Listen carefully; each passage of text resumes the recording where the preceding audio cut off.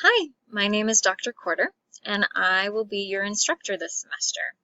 One of the things I want you to feel comfortable doing is contacting me and asking me questions about the course or the content, and the best way for you to do that is through Canvas, and that's what I want to show you in this short video right now.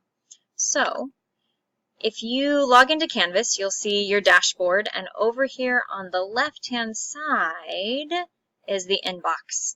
If you click on the inbox, it will take you to your inbox.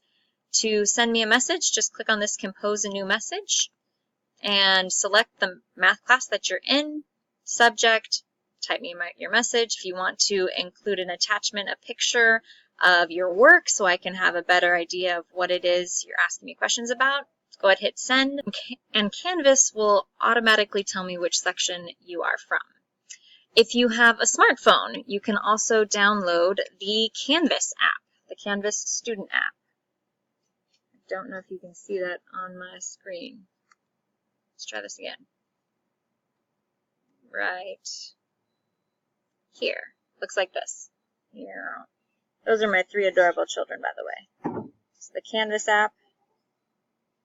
From there, at the bottom, you should be able to see the inbox.